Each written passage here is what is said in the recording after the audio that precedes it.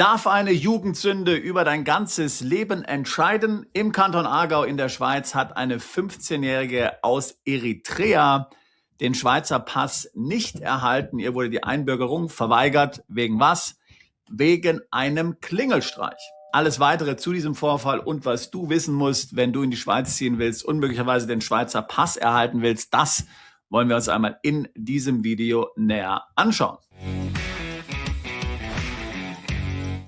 Noch ein kurzer Hinweis in eigener Sache, wenn auch du dir überlegst, in die Schweiz auszuwandern und dann nach 10 Jahren den Schweizer Pass zu beantragen, lade ich dich ein zu unserem Seminar Auswandern in die Schweiz, das wir regelmäßig in Zürich veranstalten. Dort geht es nicht nur um steuerliche Themen, wie man den Schweizer Pass bekommt und wie die Wahrscheinlichkeiten, dass man den Schweizer Pass bekommt, so eben ziemlich Fragen sind. Da gibt es spezielle Kantone, da ist es einfacher als andere und einer unserer Schweizer Anwaltskollegen, der dort anwesend sein wird, wird dir genau erklären, in welchen Kanton du ziehen musst, damit das klappt mit der Schweizer Einbürgerung und damit du nicht so was erlebst wie die junge Dame, über die wir jetzt in diesem Video sprechen. Nun aber zurück zum eigentlichen Thema. In der Schweiz hat der Fall einer 15-jährigen junge Dame, einer 15-jährigen Jugendlichen aus Eritrea für Aufsehen gesorgt. Hier will ich dir mal einen Artikel aus der Zeitschrift 20 Minuten zeigen.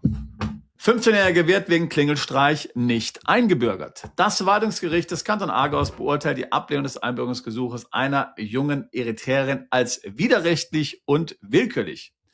Er erfolgte aufgrund einer Jugendsünde. Das Verwaltungsgericht des Kanton Aargaus hat die Beschwerde einer Eritreerin gutgeheißen. Ihr Einbürgerungsgesuch wurde von der Einbürgerungskommission des Grossen Rates abgelehnt. Das Gericht kam zu dem Schluss, dass diese Beurteilung nicht mit dem Gesetz und der Verfassung vereinbar ist. Hintergrund ist, dass die Gesuchstellerin im Alter von 15 Jahren von der Jugendanwaltschaft des Kanton Aargaus einen Verweis wegen Sachbeschädigungs- und Unfug kassiert hatte. Als Teil einer Gruppe Jugendlicher hatte sie zuvor Eier gegen eine Hausfassade geworfen und einen Klingelstreich verübt. Die Beschwerdeführerin kam im Alter von 9 Monaten in die Schweiz. Sie besuchte die Sekundarschule, als ihre Eltern im November 2022 für sie ein Gesuch um ordentliche Einbürgerung stellten.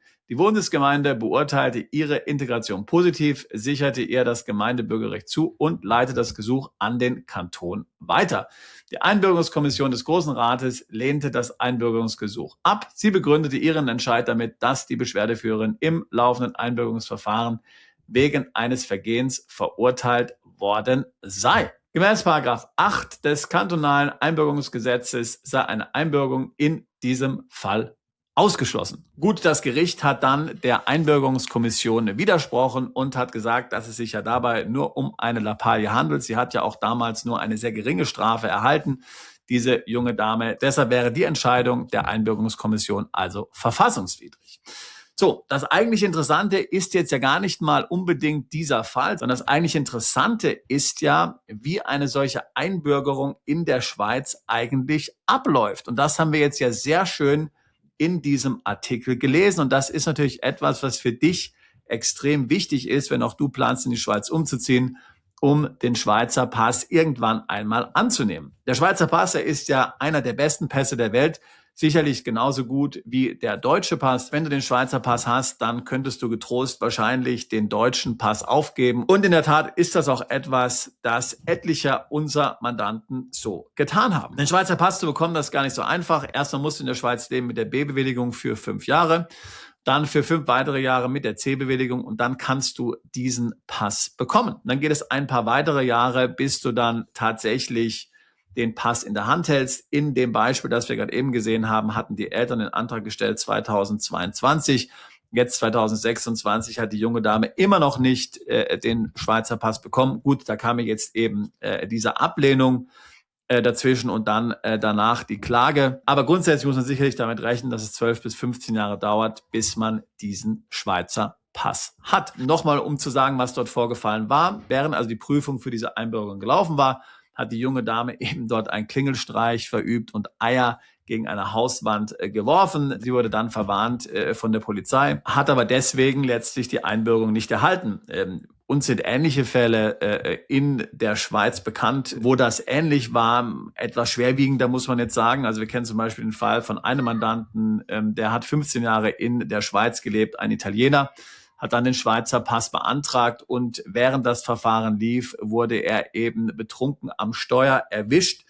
Jetzt hatte er gar keinen so hohen Alkoholspiegel, muss man sagen. Es ist auch kein Unfall passiert oder sowas. Aber auch heute, 10 Jahre später, hat er den Schweizer Pass immer noch nicht. Die haben das zwar nicht offiziell abgelehnt, aber sie haben es eben auch scheinbar nicht weiter bearbeitet. Aber das Interessante ist jetzt ja, was wir auch in diesem Artikel sehen, wie im Grunde genommen eine solche Einbürgerung in der Schweiz abläuft. Da sind ja, wie wir sehen können, mehrere Instanzen involviert. Zunächst mal wird davon gesprochen, dass die Gemeinde letztlich dem Einbürgerungsgesuch zugestimmt hat. Das ist nun etwas sehr Interessantes in der Schweiz und wieder mal ein Beispiel, wie die direkte Demokratie in der Schweiz funktioniert.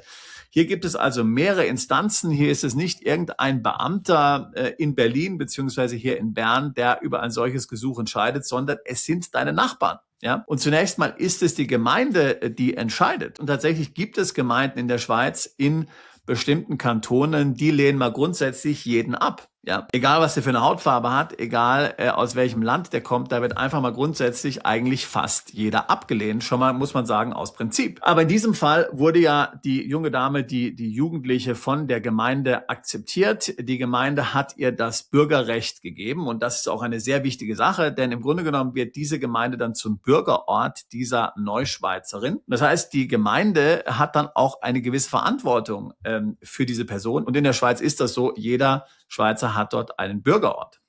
So, dann geht es an die nächste Instanz und das ist die Einbürgerungskommission des Kantons und hier ist nun die junge Dame tatsächlich gescheitert. Wie gesagt, es gibt andere Gemeinden, da scheitert es eher auf der unteren Ebene. Hier ist es jetzt aber letztlich der Kanton, wo das Ganze gescheitert war. Man kann jetzt von dieser Entscheidung halten, was man will. Viele werden jetzt wahrscheinlich sagen, das ist rassistisch.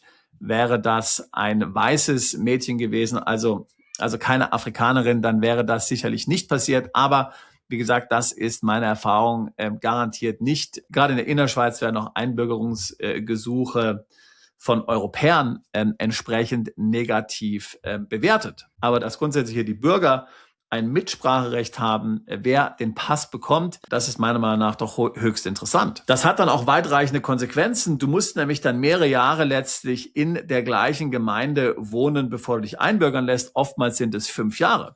Das heißt, obwohl du möglicherweise schon 10 Jahre in der Schweiz bist, hast du nicht die letzten 5 Jahre in der gleichen Gemeinde gewohnt, sondern bist mehrfach umgezogen. Dann musst du noch warten, bis du in der gleichen Gemeinde 5 Jahre gewohnt hast, in manchen Gemeinden auch weniger, um dann tatsächlich den Pass beantragen zu können. Und wie ich es schon gesagt habe, das Verhalten des Einzelnen in der Gemeinde spielt dann natürlich eine große Rolle. Wenn du dich asozial verhältst, wenn du dich nicht integrierst, wie gesagt, das war jetzt im Fall dieser Jugendlichen hier garantiert nicht so, denn dort hat ja die Gemeinde bestätigt, dass sie gut integriert ist, aber wenn du nicht teilnimmst am Gemeinschaftsleben, dann hast du möglicherweise einen schweren Stand. Deutsche, die sich einbürgern lassen wollen in der Schweiz, müssen sich also sehr genau überlegen, wie sie ihre Mitbürger davon überzeugen, dass sie der Einbürgerung würdig sind. Oftmals bedeutet das, dass man sich in der Gemeinde engagiert, dass man vielleicht Vereinen beitritt, dass man Interesse am Gemeinwohl zeigt. Wir haben zum Beispiel einen Mandanten, der ist auch Deutscher, er ist Arzt. Bei ihm hat auch die Einbürgerung relativ einfach geklappt, weil natürlich jeder ihn gekannt hat. Er ist auch in einem relativ kleinen Ort in der Schweiz, ist dort sehr beliebt, ist dort auch engagiert. Sowas wird dann natürlich auch honoriert. Erfahrungsgemäß ist es so, dass in den großen Kantonen, zum Beispiel Zürich, Basel, Bern, die Einbürgerung einfacher ist. Natürlich herrscht dort ein liberaleres politisches Klima oder auch ein linkeres politisches Klima, könnte man schon sagen. Dort werden auch die Prozesse hinsichtlich Einbürgerung zum Teil anders strukturiert. Das heißt, die höchsten Erfolgschancen hat man im Grunde genommen in solchen großen Kantonen. So, wenn du diesem Kanal schon länger folgst, dann weißt du sicherlich, dass die Besteuerung in der Schweiz von Kanton zu Kanton unterschiedlich ist. Und dass die Kantone, die ich gerade eben genannt habe, nämlich die größeren, die liberaleren, vielfach gar nicht so günstigere Steuern haben. Sondern es sind im Grunde die Innerschweizer Kantone, zum Beispiel Zug, zum Beispiel Schwyz, wo man die günstigen Steuern vorfindet. Aber es sind genau jene Kantone dann auch, die bei der Einbürgerung schon ziemlich Probleme machen können. Also musst du jetzt wählen zwischen Pest oder Cholera. Will ich gerne hohe Steuern bezahlen oder will ich den Schweizer Pass haben? Oder versuche ich es eben, nehme ich das Risiko auf mich und probiere den Antrag eben in einer der steuergünstigen Gemeinden in der Innerschweiz zu stellen. Aber immer natürlich unter Beachtung, dass ich ja mindestens dann möglicherweise 5 Jahre in einer neuen Gemeinde leben will, wenn ich es mir dann doch anders überlege. Ja, also wie gesagt, da werden dann die Jahre immer weiter hinzugefügt. Ein wichtiges anderes Kriterium zum Beispiel ist, dass man keine Schulden haben kann in der Schweiz. Also, du kannst schon Schulden haben, du kannst halt nur keine sogenannten Betreibungen haben. Das heißt, also keine negativen Schufa-Einträge letztlich. Darum geht es, ja. Das heißt, während der Schweizer Pass natürlich ein sehr guter Pass ist, machen es die Schweizer einem lange nicht so einfach wie die Deutschen, diesen Pass zu bekommen. Die Deutschen verschleudern ja die deutsche Staatsbürgerschaft regelrecht. Das geht in der Schweiz nun tatsächlich nicht.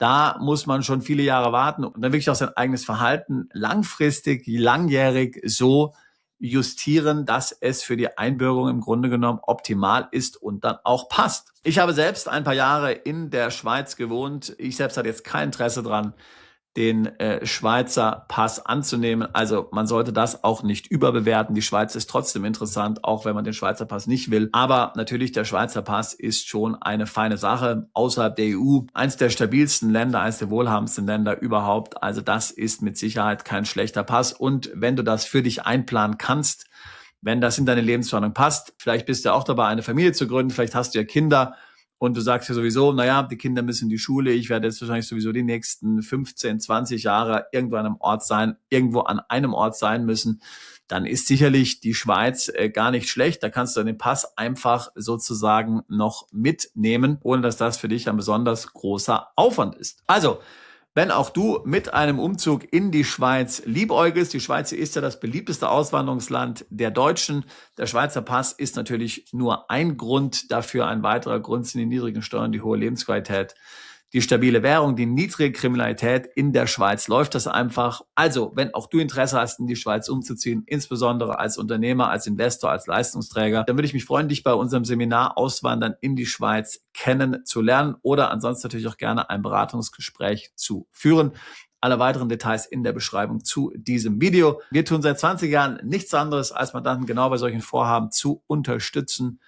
Auswandern, Steueroptimierung im Ausland, zweite Staatsbürgerschaften, Aufenthaltstitel, Kontoeröffnungen weltweit, Vermögensabsicherung und Vermögensdiversifikation. Ich würde mich freuen, auch dich alsbald zu unserer Mandantschaft zählen zu können. Bist du Unternehmer, Freiberufler oder Investor? Zieht es dich schon lange ins Ausland? Mach heute den ersten konkreten Schritt in eine Zukunft mit mehr Geld und mehr Freiheit. Buche ein Beratungsgespräch mit Sebastian und seinen Kollegen. Unsere Kanzlei unterstützt Mandanten wie dich dabei, deine Steuerlast legal zu reduzieren, Vermögen aufzubauen und zu schützen und deine persönliche Freiheit zu maximieren. Profitiere jetzt von unserem Fachwissen und unserem Netzwerk. Gehe zu mandatierung.com und werde Mandant unserer Kanzlei.